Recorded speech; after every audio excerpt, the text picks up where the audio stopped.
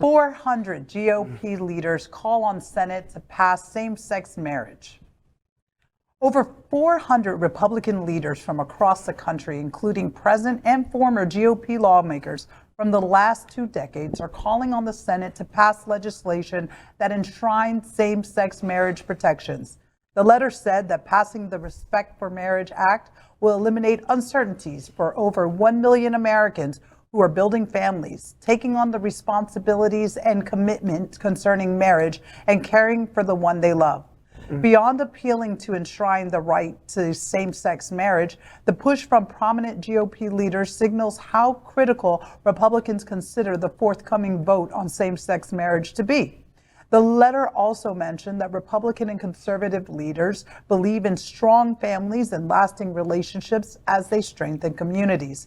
They added that civil marriage is fundamental freedom central to individual liberty and the pursuit of happiness, and hence they are standing with 71% of Americans today to support the freedom to marry for all Americans. In the wake of the Supreme Court overturning Roe versus Wade, many Republican strategists think that sinking a bill that would enshrine Obergefell versus Hodges, the 2015 Supreme Court decision, would result in a devastating blow on Election Day. As a married LGBTQ person here and hearing the recent overturning of the Roe versus Wade decision, and then hearing Clarence Thomas say that we should revisit same-sex marriage and a few other things, this immediately sent shivers through my spine, and it scared me for many reasons. You know, I've been in hospitals with the people who I love, who I've been in long-term relationships with, and been asked to leave as they sat there crying in pain.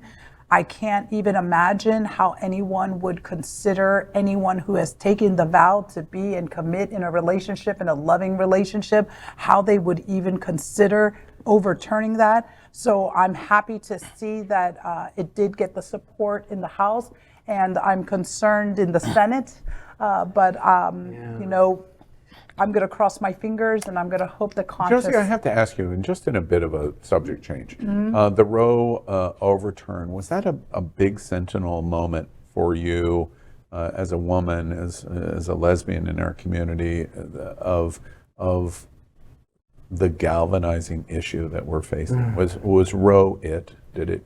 I mean, it definitely, again, it sent the shockwaves, because that was something that in my lifetime I would never have expected, almost like, you know, electing a black president, okay? But Roe versus Wade has seemed through my entire life that it would be untouched, and that our established precedent, our sovereignty over our bodies, right? That as a woman we wouldn't be fighting that fight anymore. Right. And what it did is it minimized us as a human being. And it took all the progress of women in this country, in society, and it felt like it gave us a gut punch. I ask you that question because I think that the intersection of the two issues is so interesting, because women are the majority of America. And this directly hits at women, whether you support abortion or not. It directly hits at the critical issue that men, especially white men, are making the decision over women's bodies and their health care, and how sentinel that is for the majority of Americans, which are women. And a similar situation in the LGBTQ community of the civility of our rights to marry who we love. There's an interesting intersection here that seems to be growing and galvanizing our political response of, at what point is enough enough? the hypocrisy of a judge that's married to a white woman, Clarence Thomas, that is saying the next thing is same-sex marriage, overturning it, right? When the Obergefell was based upon the interracial marriage decision. So it's hypocrisy incarnate, you know? I'm curious, 400 GOP leaders do this and sign on to this. Why did they do that? Why do you think that they're doing this? Well, to show that there's another side to them, that there are, civilized and reasonable people in that party. I mean, we have yet to see them. I mean, today, despicable virgin Lindsey Graham, Aunt Pity Pat to her friends and enemies, has her petticoats in interest over abortion. So, like a national ban on abortion. So I mean, there's our enemy right there. The Republican enemy. I don't think the politicians care about these issues at all. They use it as an issue to deflect while they rob people blind. I mean, but also they the female population and the power of the female vote is growing at such exponential rates. The fact that Roe versus Wade didn't fail but was taken away, suddenly now women, regardless of what party you want to be claimed on, is suddenly now registering to vote at record numbers. women twice as much. And I think the biggest support for gay marriage, if it's not in your family personally, is women, because they understand and they recognize the difficulty of gay marriage, because gay marriage, the act also protected civil marriages. Oh, Civil Rights Act. I thought that when we got marriage equality, that we were included in the Civil Rights Act, that it was in... Well, we've been told that story, and that's a story that's been told over and over. Well, and Al, when you talk about why did those 400 Republicans jump on board, well, I think you and I both have noticed and seen that there is a conservative LGBTQ movement, and at some point they have to throw them a bone too. And they're going to need to empower that voice, because they're the ones leading the charge against some of the stories we'll be reporting on later tonight.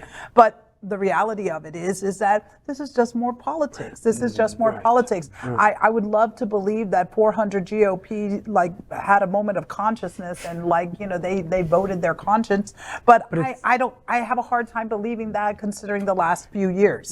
Before we move on, I just make two observations that relate to that, and is why I ask you the question. First off, this is a partial return of what the GOP really is all about.